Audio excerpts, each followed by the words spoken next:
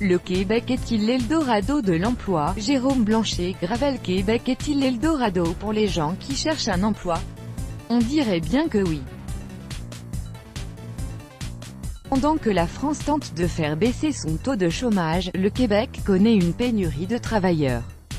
Une réalité toutefois contestée, ils étaient une quarantaine à débarquer sur le parking de l'usine de viande Olimel dans la région de Chaudière-Appalaches, la semaine dernière.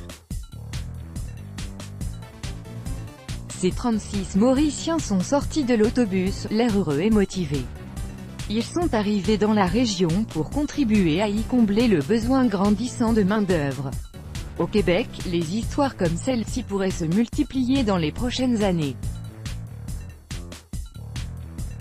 Pour de nombreux experts, le Québec connaît une grave pénurie de travailleurs disponibles, ce qui pourrait finir par nuire à son économie. Si d'autres experts contestent ce constat, ce n'est pas le cas du gouvernement de la province francophone. En mai dernier, il dévoilait sa nouvelle stratégie pour faire face à la situation. Une première stratégie nationale pour faire face à la pénurie de main-d'œuvre. La toute première stratégie nationale de la main-d'œuvre, adoptée récemment par le gouvernement du Québec, comprend une cinquantaine de mesures. Sa mise en application s'étalera sur 5 ans et plus d'1 milliard de dollars canadiens y sera consacré, un montant qui témoigne de l'importance accordée au problème.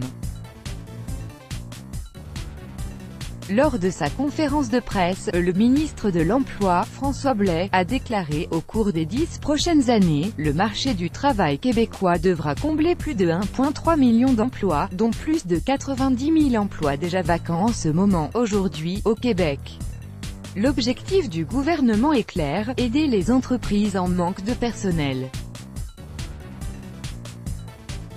Pour ce faire, le gouvernement du Québec tentera d'attirer l'attention sur les métiers qui doivent recruter pour combler leurs besoins.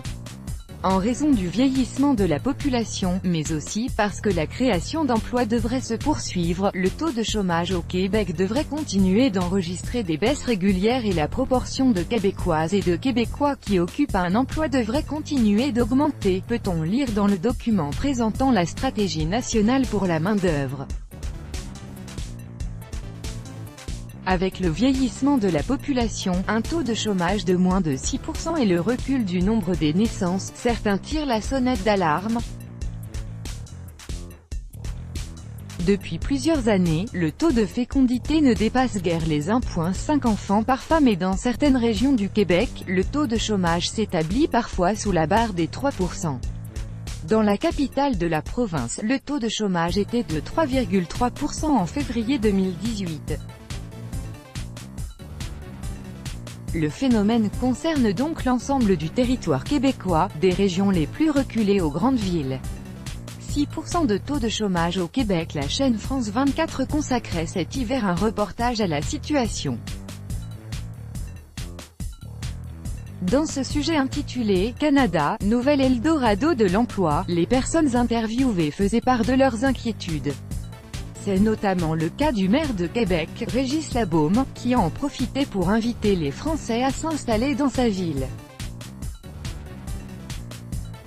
À Québec, NDLR, on a besoin de 74 000 personnes, non seulement pour les nouveaux emplois qui vont être créés dans les prochaines années, mais surtout pour remplacer les 50 quelques mille personnes qui s'en vont à la retraite, déclarait le maire de Québec, Régis Labaume, dans le reportage. À l'écran, Régis Labaume en appelait également à un assouplissement des règles d'immigration pour les citoyens français désirant travailler au Québec.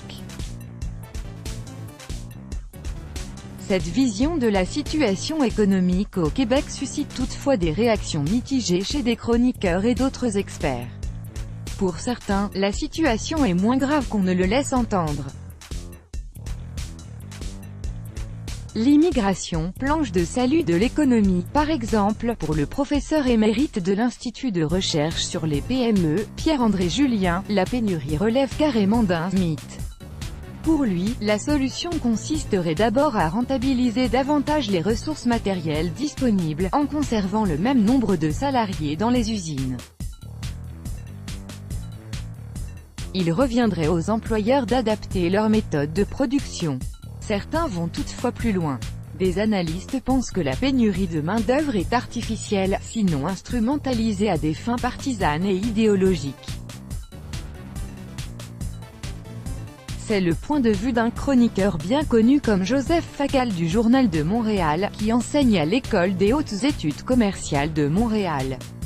Selon lui, la demande de travailleurs sert essentiellement à promouvoir l'immigration.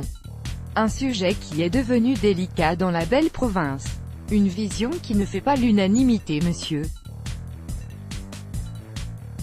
Facal croit que le pouvoir en place se sert du prétexte de la pénurie pour favoriser l'arrivée de travailleurs faiblement rémunérés.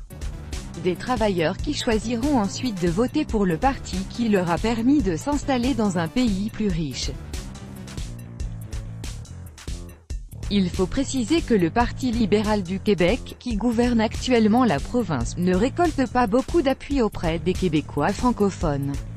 L'immigration serait donc une manière d'entretenir l'électorat du parti à plus ou moins long terme.